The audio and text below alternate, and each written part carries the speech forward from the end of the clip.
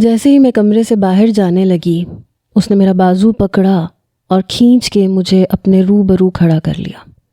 میری آنکھوں میں اپنی قہر بھری آنکھیں ڈال کے بولا، میں تمہیں آخری وارننگ دے رہا ہوں آیت، میرے کمرے میں دوبارہ قدم رکھنے کی کوشش مت کرنا۔ میں نے تمہیں اپنے کمرے میں آنے کی اور منمانیاں کرنے کی اجازت نہیں دی ہے۔ میں نے اسی تعصب سے اسے دیکھا۔ میں نے کہا، اچھا واقعی آپ نے مجھے کمرے میں آنے کی اجازت نہیں دی ہے؟ میرے سوال پہ وہ تل ملایا تھا۔ کہنے لگا، ہاں نہیں دی ہے۔ میں نے کہا، آپ کا حافظہ شاید بہت کمزور ہے زید صاحب، نکاح کیا ہے آپ نے مجھ سے اور وہ میرے لیے اجازت نامہ ہی ہے، آپ کے کمرے میں آنے کا، آپ کی ہر چیز پہ حق جمانے کا، یہاں تک کہ آپ پہ بھی۔ میرا بازو چھوڑیں۔ میری بات سن کے وہ حیرت بھری نظروں سے مجھے دیکھ رہا تھا۔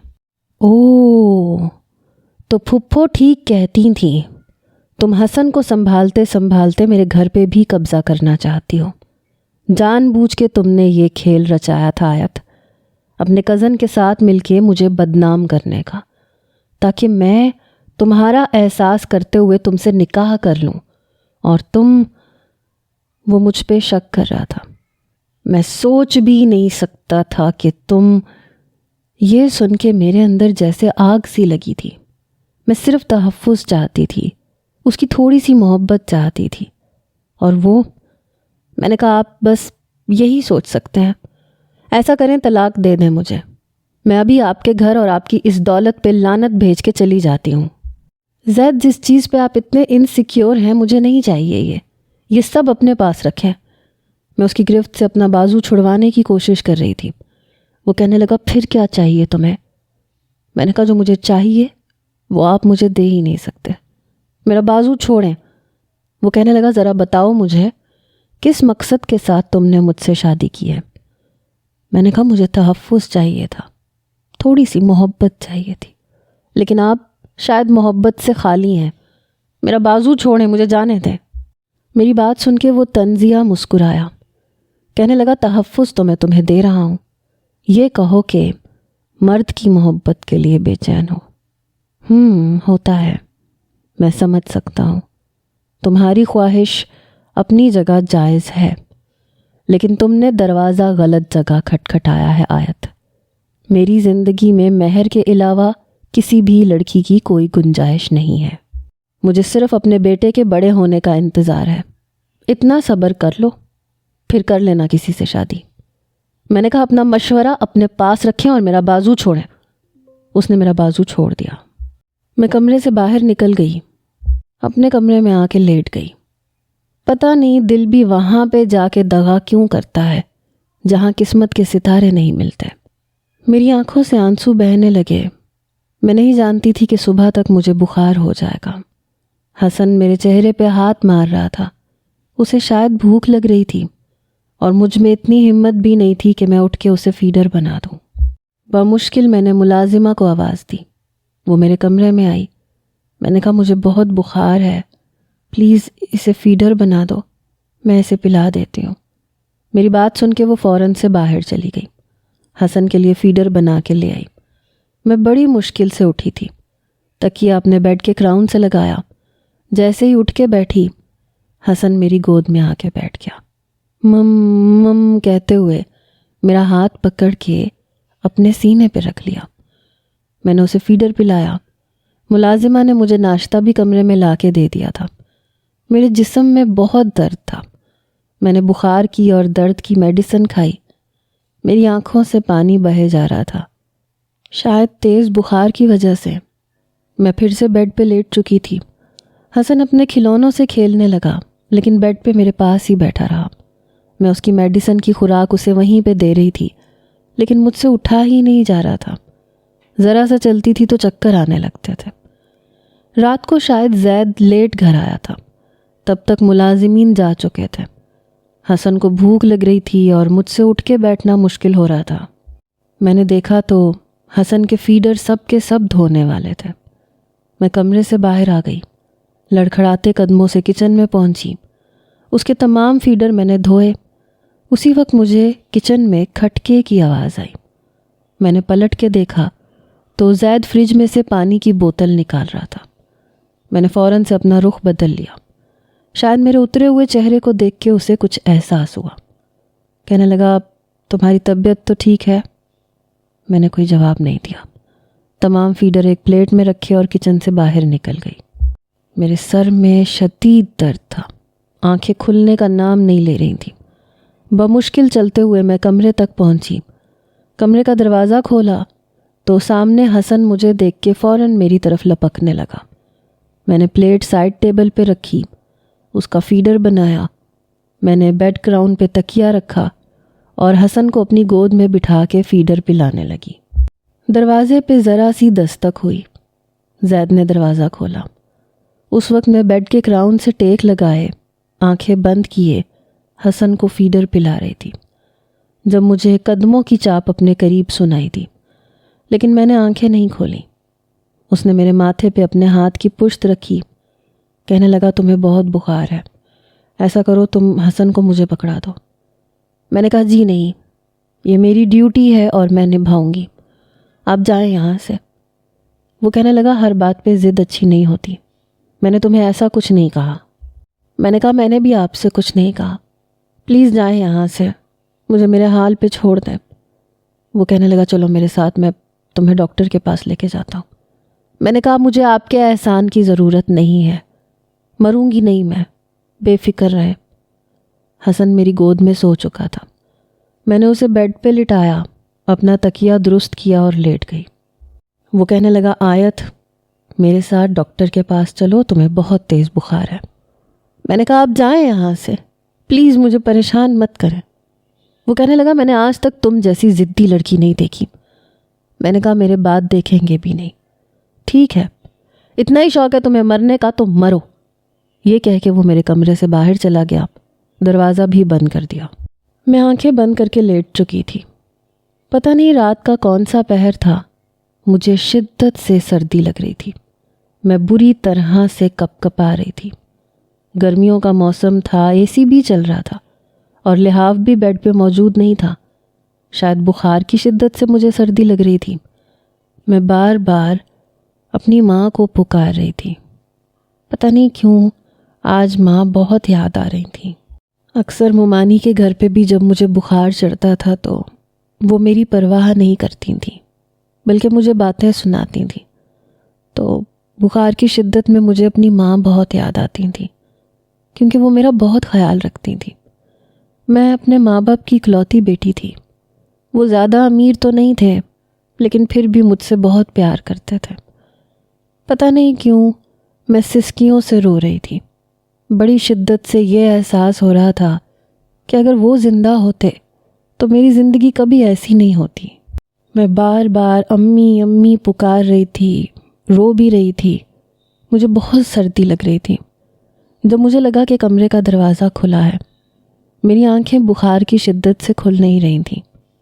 جب زید میرے پاس آیا، آیت آر یو آل رائٹ؟ وہ مجھ سے پوچھ رہا تھا۔ مجھے سردی لگ رہی ہے، پلیز مجھے کمبل اڑا دے، میں نے روتے ہوئے کہا۔ بند آنکھوں سے ہی میں نے یہ بات کہی تھی۔ کچھ ہی دیر میں وہ مجھ پہ کمبل ڈال چکا تھا، لیکن میں ابھی بھی بری طرح سے کانپ رہی تھی۔ اس نے میری پیشانی کو چھو کے دیکھا۔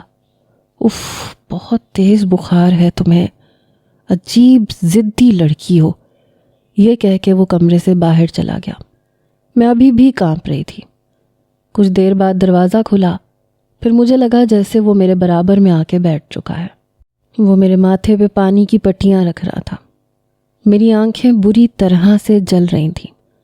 آدھا گھنٹہ وہ میرے ماتھے پہ پانی کی پٹیاں کرتا رہا۔ میرا بخار پہلے سے کچھ کم ہوا تھا، سردی بھی کچھ کم ہوئی تھی۔ شاید اب وہ اٹھ کے جانے لگا تھا۔ میں نے بند آنکھوں سے ہی اس کا ہاتھ پکڑ لیا۔ پتہ نہیں کیوں اس کا ہاتھ پکڑ کے اپنے سر کے نیچے رکھ لیا۔ اس بار اس نے اپنا ہاتھ کھینچا نہیں تھا، کچھ بھی نہیں کہا تھا۔ میری آنکھوں سے ابھی بھی آنسو بہہ رہے تھے۔ میں نہیں جانتی کیوں میرے دل میں اس سنگ دل کی محبت بڑھنے لگی تھی۔ میں کیوں چاہتی تھی کہ وہ میرے قریب رہے، میرے پاس رہے۔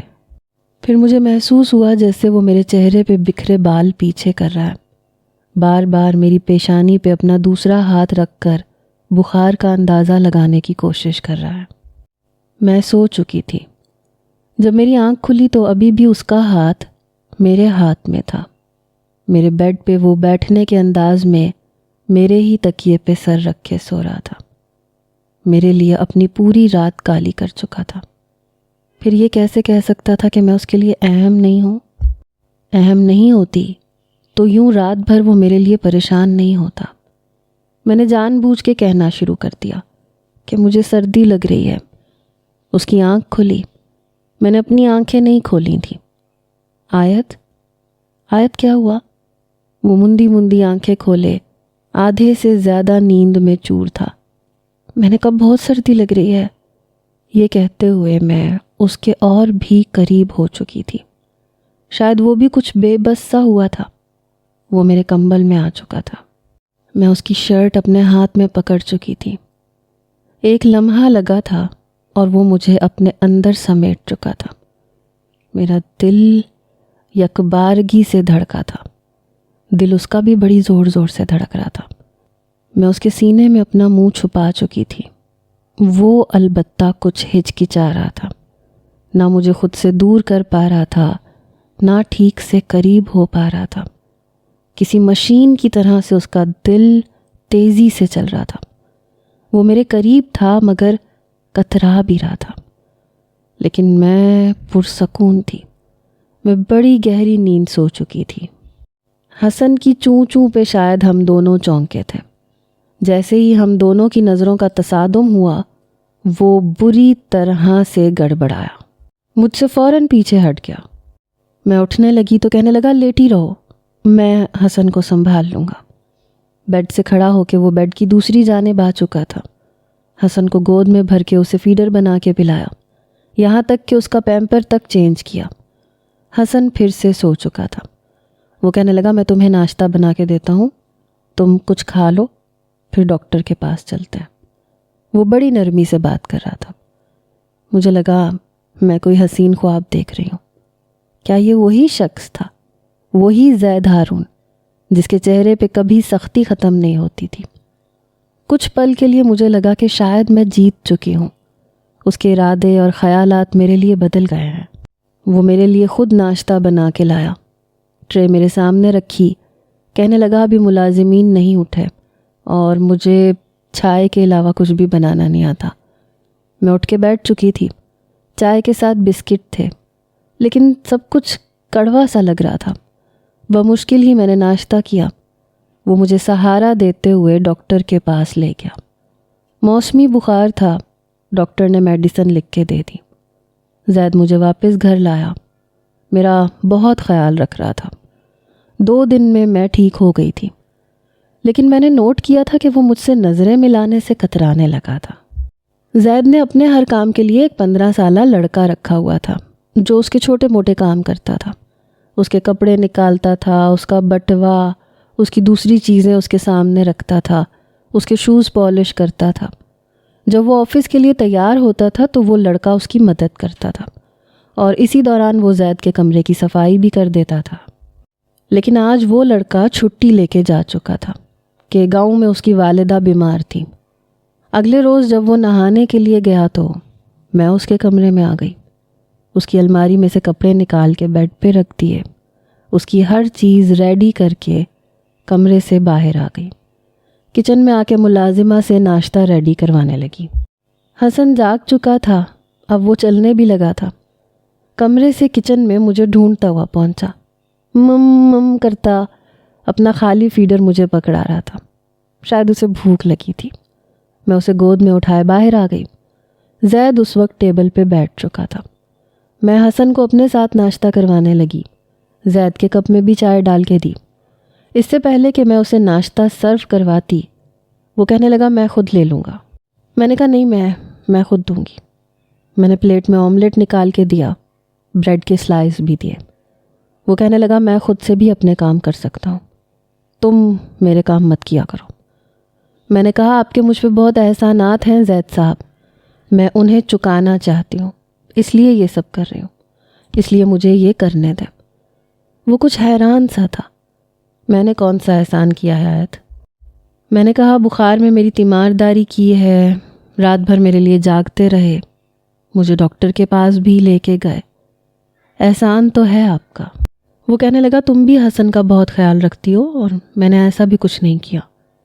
میں نے کہا حسن کا خیال رکھنے کے تو میں پیسے لیتی ہوں زید صاحب، یہ تو میری ڈیوٹی میں شامل ہے، کیونکہ آپ کے نزدیک تو سب کچھ پیسہ ہے، آپ سمجھتے ہیں کہ آپ پیسے سے سب کچھ خرید سکتے ہیں، اور سامنے والا ہر شخص آپ کے پیسے کا لالچی ہے، شاید سب کو آپ کے پیسے سے مطلب ہے، ہمارے بیچ بس یہی تو ایک رشتہ ہے غرض کا، اس لیے میں آپ کا احسان لینا نہیں چاہتی، میں نہیں چاہتی کہ جب میں یہاں سے واپس جاؤں تو میرے سر پہ آپ کا کوئی بھی احسان ہو۔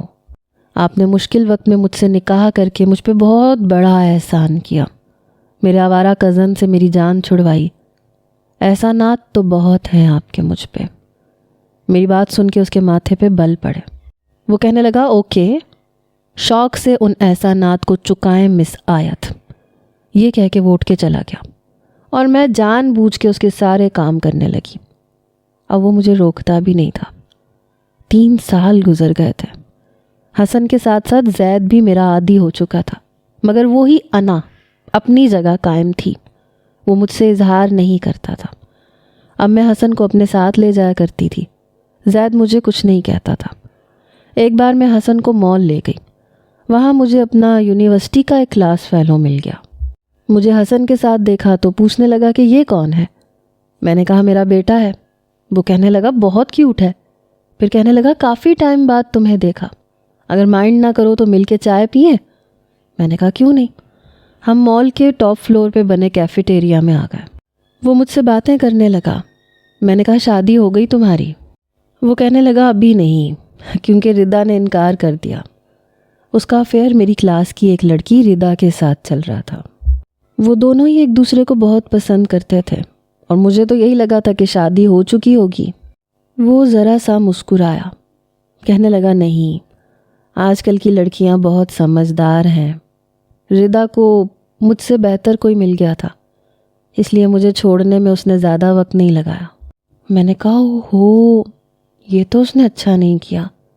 وہ کہنے لگا یہ دنیا ہے، یہاں سب کچھ ہوتا ہے۔ میں نے کہا تو تم پھر شادی کر لیتے، تم کیوں اس کا روگ لگائے بیٹھے ہو؟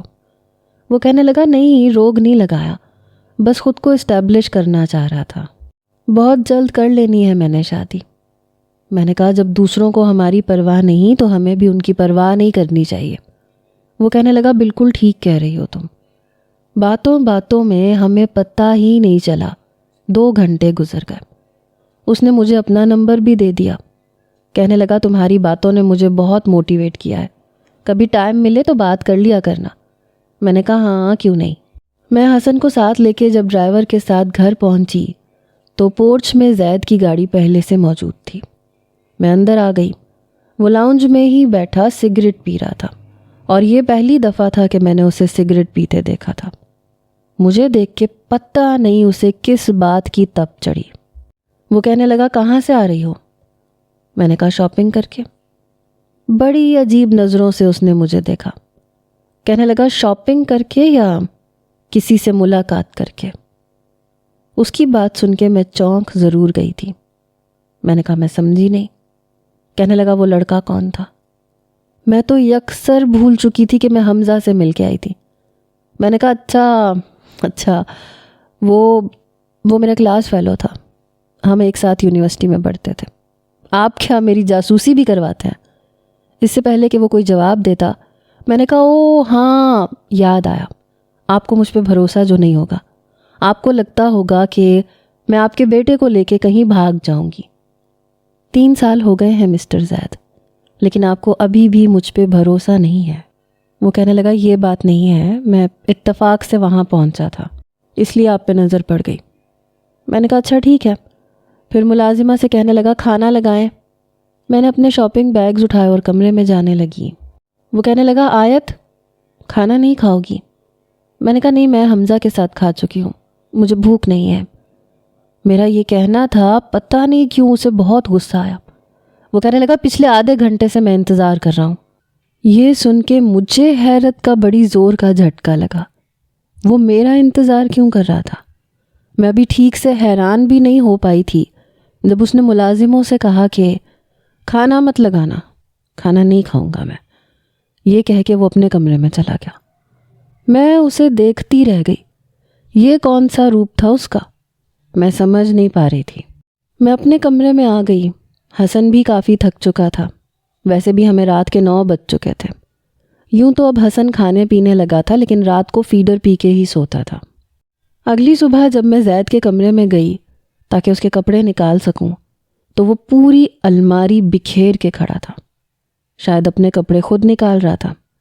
مجھے دیکھ کے کہنے لگا، میرے سامان کی رد و بدل تم نے کی ہے، کچھ بھی اپنی جگہ پہ نہیں مل رہا۔ حالانکہ میں نے کبھی بھی اس کی چیزوں کی رد و بدل نہیں کی تھی، جو جہاں ہوتا تھا وہیں رکھ دیتی تھی۔ میں نے کہا نہیں ایسا تو نہیں ہے، کیا چاہیے آپ کو مجھے بتا دیں۔ وہ کہنے لگا مجھے اپنی براؤن شرٹ نہیں مل رہی ہے۔ میں اس کی الماری کے پاس گئی، سامنے ہینگر پہ ٹنگی ہوئی تھی۔ میں نے اتار کے بیڈ پہ رکھ دی، پھر بیڈ پہ رکھے کپڑے دوبارہ سے ہینگر میں لٹکانے لگی تو کہنے لگا وہ لڑکا دوست ہے تمہارا؟ میں حیرت سے پلٹ کے اس کو دیکھنے لگی۔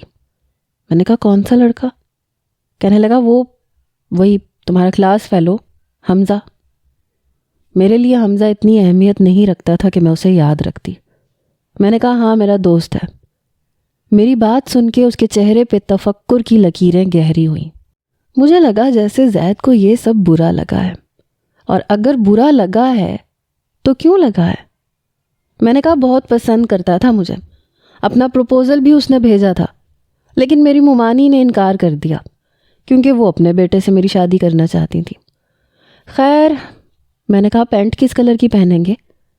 وہ کہنے لگا روز مجھ سے پوچھ کے تو نہیں نکالتی، اپنی مرضی سے میرے کپڑے نکالتی ہو تو آج بھی نکال دو۔ بہت تپا ہوا لگ رہا تھا، پتہ نہیں کس بات کا غصہ تھا۔ میں نے کہا لیکن آج آپ یہ کوشش خود کر رہے تھے، اس لیے مجھے لگا کہ شاید میرے نکالے ہوئے کپڑے آپ کو پسند نہیں آتے۔ وہ کہنے لگا شادی ہو گئی ہے اس کی۔ میں سمجھ گئی حمزہ کا پوچھ رہا ہے، لیکن میں پھر جان بوجھ کے انجان بن گئی۔ میں نے کہا کس کی شادی؟ وہ کہنے لگا جان بوجھ کے میرے سامنے انجان مت بنو، تم جانتی ہو میں کس کا پوچھ رہا ہوں۔ بڑے سخت لہجے میں کہہ رہا تھا۔ میں نے کہا اچھا آپ حمزہ کا پوچھ رہے ہیں؟ نہیں، ابھی تک بیچارہ میرے انتظار میں بیٹھا ہے۔ اس نے کہا تھا کہ خود کو تمہارے قابل بنانا چاہتا ہوں، خود کو اسٹیبلش کر چکا ہوں۔ میری بات سن کے پتہ نہیں اسے کیا ہوا۔ سائڈ ٹیبل کا دراز کھول کے اس نے سگریٹ کی ڈبی نکالی اور سگریٹ جلا کے پینے لگا۔ میں نے اس کے کپڑے نکال کے بیڈ پہ رکھ دیے، اس کی چیزیں ادھر ادھر سے ڈھونڈ کے بیڈ پہ رکھنے لگی۔ میں نے کہا ناشتہ آپ اپنی مرضی سے کریں گے یا میں اپنی مرضی کا بنا دوں؟ کہنے لگا نہیں مجھے بھوک نہیں ہے۔ میں نے کہا رات کو بھی آپ نے کچھ نہیں کھایا؟ بڑی تیکھی نظر سے اس نے مجھے دیکھا، کہنے لگا اچھا تو تمہیں اس بات کا احساس ہے کہ میں نے کچھ نہیں کھایا تھا؟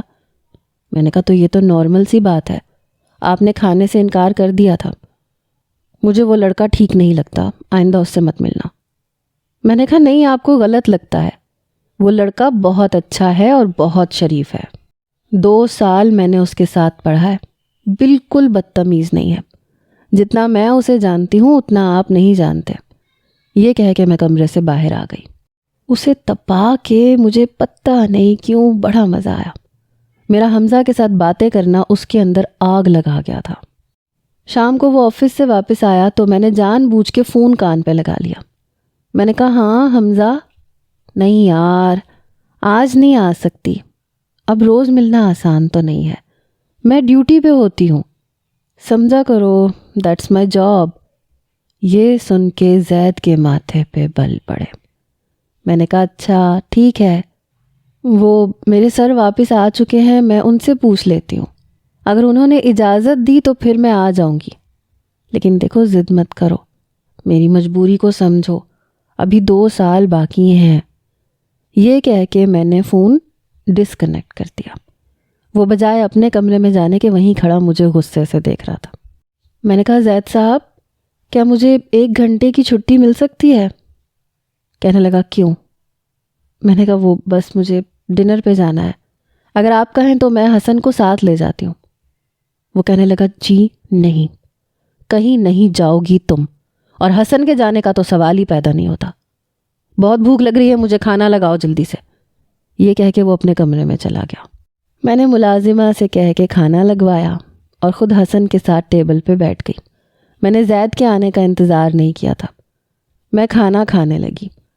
وہ باہر آیا تو سامنے والی کرسی پہ بیٹھ گیا۔ کہنے لگا آیت پلیٹ میں کھانا ڈال کے دو۔ میں نے کہا اتنا تو آپ خود بھی کر ہی سکتے ہیں۔ کہنے لگا ہاں لیکن میں نہیں کر رہا، تم کر کے دو۔ میں نے ملازمہ کو آواز دی، وہ کہنے لگی جی بی بی۔ میں نے کہا صاحب کا کھانا صاحب کی پلیٹ میں ڈال کے دو۔ اس نے زید کی پلیٹ میں کھانا ڈال دیا۔ پہلا نوالا لیتے ہی وہ ملازمہ پہ چیخا تھا۔ وہ کہنے لگا آج یہ کیسا کھانا بنایا تم نے، بالکل بھی ذائقہ نہیں ہے اس میں۔ وہ کہنے لگی صاحب جی آج آیت بی بی نے کھانا بنانے سے منع کر دیا تھا، روز کھانا وہ بناتی ہیں۔ وہ مجھے دیکھنے لگا، کہنے لگا تم نے کھانا کیوں نہیں بنایا، جب روز بناتی ہے تو آج بھی بنا لیتی۔ میں نے کہا روز تو میں شوقیہ بناتی تھی، یہ میری ڈیوٹی تھوڑی ہے۔ وہ کہنے لگا بہت احسانات کیے ہیں میں نے تم پہ، تو تمہیں نہیں لگتا کہ ان احسانات کو چکانا چاہیے؟ کل سے کھانا تم بناؤ گی۔ میں نے کہا پچھلے 1 سال سے میں آپ کے سب احسانات کا بدلہ اتار چکی ہوں، لیکن اب میرا ایسا کوئی موڈ نہیں ہے۔ وہ چپ چاپ کھانا کھاتا رہا اور مجھے غصے سے دیکھتا رہا۔ میں نے کہا مجھے 1 دن کی چھٹی چاہیے۔ کہنے لگا کیوں چاہیے؟ میں نے کہا مجھے حمزہ کے ساتھ کہیں جانا ہے۔ حمزہ کا نام سن کے تو جیسے پتہ نہیں اس سے کیا ہونے لگتا تھا۔ کہنے لگا کھانا کھانے کے بعد میرے کمرے میں آؤ۔ میں نے کہا کمرے میں کیوں؟ آپ کو جو کہنا ہے یہیں کہہ دیں، مجھے آپ کے کمرے میں نہیں جانا، یہ میری ڈیوٹی میں شامل نہیں ہے، اور آپ کو میرا وجود اپنے کمرے میں برداشت بھی نہیں ہے۔ آپ کو پسند نہیں ہے کہ میں آپ کے کمرے میں آؤں؟ وہ کہنے لگا میں خود تمہیں کہہ رہا ہوں نا، مجھے بات کرنی ہے تم سے۔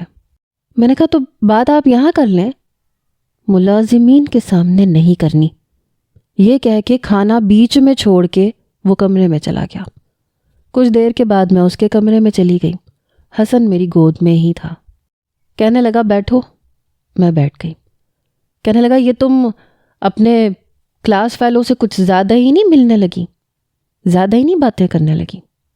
دیکھو تمہاری توجہ اگر حسن سے کم ہوئی تو میں یہ برداشت نہیں کروں گا۔ میں تمہیں ایک اچھی خاصی رقم دے رہا ہوں تاکہ تم ساری کی ساری توجہ میرے بیٹے پہ دو۔ میں نے کہا حسن کے معاملے میں کتنی سنسیئر ہوں یہ آپ اچھے طریقے سے جانتے ہیں، اور رہ گئی بات آپ کے پیسوں کی تو آپ اپنے پاس رکھیں۔ میں پہلے بھی آپ سے کہہ چکی ہوں کہ مجھے پیسوں کی ضرورت نہیں ہے، اور اب تو بالکل بھی نہیں ہے۔ حمزہ مجھے کہہ چکا ہے کہ مجھے کسی بھی چیز کی ضرورت ہو تو میں اسے بتا سکتی ہوں۔ اس کی تو شاید برداشت ختم ہوئی۔ وہ کہنے لگا وہ کون ہوتا ہے تمہاری ضرورتیں پوری کرنے والا؟ وہ بے حد غصے میں تھا، اور اسے غصے میں دیکھ کے مجھے بہت اچھا لگ رہا تھا۔ میں نے کہا ابھی تو کچھ نہیں ہوتا، لیکن 2 سال بعد بہت کچھ ہو جائے گا۔ میری اس بات پہ شاید اسے آگ لگی تھی۔ وہ بولا کچھ نہیں، لیکن مجھے کھا جانے والے انداز سے دیکھے جا رہا تھا۔ پھر کہنے لگا میں یہ سوچ رہا تھا کہ حسن تمہارا عادی ہو گیا ہے، مجھے نہیں لگتا کہ وہ تمہارے بغیر رہ پائے گا۔ میں نے کہا ہاں لیکن 2 سال بعد میرا کانٹریکٹ ختم ہو جائے گا اور حسن بھی اسکول جانے لگے گا، اور آپ اسے بہت اچھے سے مینیج کر سکتے ہیں، آپ کو میری ضرورت نہیں پڑے گی، اور پھر میں کب تک آپ کے بیٹے کی خاطر اپنی عمر گزارتی رہوں؟ مجھے بھی ایک مرد کی ضرورت ہے۔ کب تک میں صبر کا امتحان دیتی رہوں؟ مجھے بھی اپنی ایک زندگی شروع کرنی ہے، اور میں اس بارے میں آج کل بہت سنجیدگی سے سوچ رہی ہوں۔ وہ کہنے لگا ٹھیک ہے تو پھر تم میرے گھر میں ساری زندگی رہ سکتی ہو۔ میں نے کہا کس حیثیت سے؟ وہ کہنے لگا اسی حیثیت سے جس حیثیت سے رہ رہی ہو۔ میں نے کہا نہیں، مجھے آپ کا احسان نہیں چاہیے۔ یہ کہہ کے میں کھڑی ہو گئی۔ وہ کہنے لگا میری بات ابھی ختم نہیں ہوئی ہے۔ میں نے کہا ہاں لیکن میں بات ختم کر چکی ہوں۔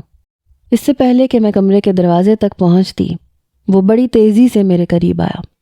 کہنے لگا تمہیں اعتراض کس بات پہ ہے؟ کل تک تم یہی چاہتی تھی نا کہ میں تمہیں چھوڑوں نہیں، تم بس حسن کی ماں بن کے رہو، پھر آج کیا تکلیف ہے تمہیں؟ میں نے کہا میں مزید احسانات کے بوجھ کے نیچے نہیں رہ سکتی۔ وہ کہنے لگا تم یہیں پہ رہو گی اس لیے کہ تم میری بیوی ہو، میرا بیٹا تمہارے بغیر نہیں رہ سکتا اور میں تمہیں نہیں چھوڑ سکتا، یہ میرا آخری فیصلہ ہے۔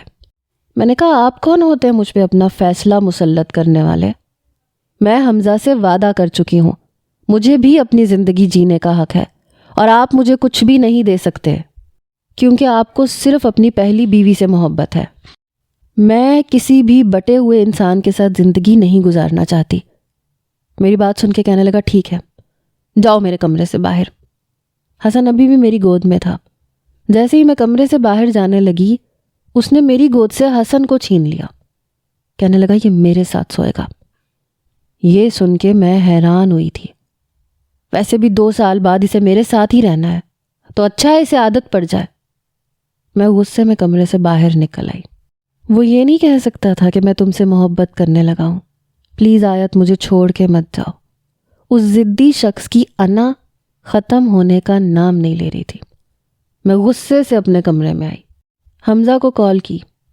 میں نے کہا شادی کرو گے مجھ سے؟ میری بات پہ وہ جتنا حیران ہوتا اتنا کم تھا۔ وہ کہنے لگا تم شادی شدہ ہو، تمہارا دماغ تو خراب نہیں ہو گیا؟ میں نے کہا نہیں میری شادی نہیں ہوئی ہے، میں یہاں پہ جاب کرتی ہوں۔ بتاؤ حمزہ تم شادی کرو گے مجھ سے؟